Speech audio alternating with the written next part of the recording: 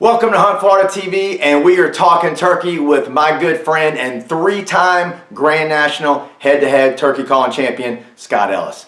Scott, welcome to the show, and you're no stranger to hunting public land. So this episode is going to be on hunting Florida's wildlife management areas. The first question I got for you, Scott, is what do you think are some advantages and possibly some disadvantages to hunting Florida's WMAs? That's a good one. You know, I grew up hunting public land Osceolas, and I'm not touting my own praises, but I do pretty well in the turkey woods, and I think it's ultimately because I had to compete with other hunters in the turkey woods in these public ground and learn how to be more realistic and learn what worked and what didn't work, where setup was critical, where calling soft was critical, where calling loud was critical. And you know, what are the pros and cons to hunting these WMAs? Well, the pros are it teaches you to be a better turkey hunter. The other pros are there's some very limited quota hunts if you get drawn for that have a very limited number of people, and it's almost like hunting your own little private lease. So that's also a pro. A con would be the people, period. The people are always going to be a challenge whenever you're trying to set up on a bird and the guy's trying to cut you off.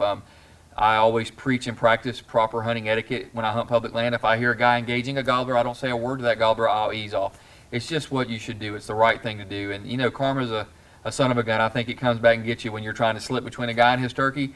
Something's going to happen to you one day in the turkey woods. The gods will look down on you, the turkey gods, and they will frown upon that. So that's a couple of pros and cons for hunting WMAs. What are perhaps some great tips that you might be able to share with our viewers on hunting wildlife management areas? You know, a couple of the things that I would tell people hunting WMAs that are great success, that has given me great success, is get away from people, get as far away from people as you possibly can. There are always going to be places that are untouched. It's whether you're willing to get on a bicycle or strap up the boot leather and go for a walk for 3 or 4 miles and get way off the beaten path.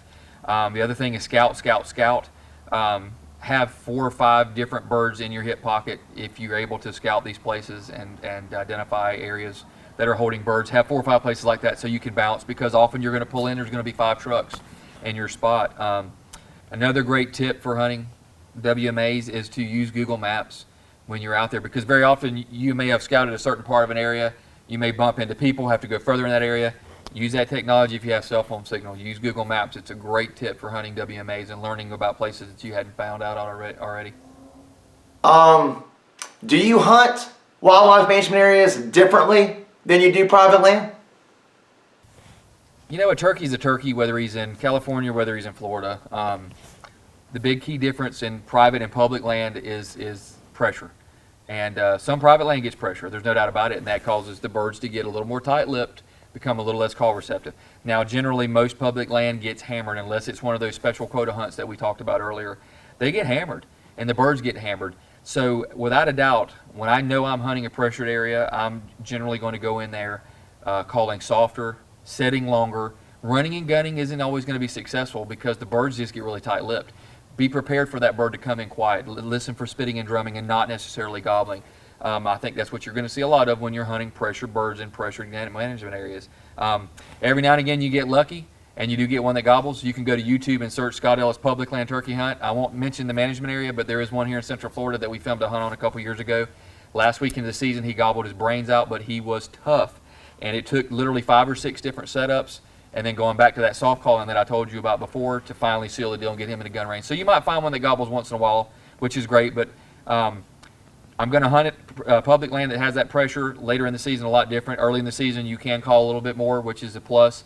But again, I'm not going to call a lot to any public land turkey because I don't want to draw attention to him. So there's a couple of tips for that.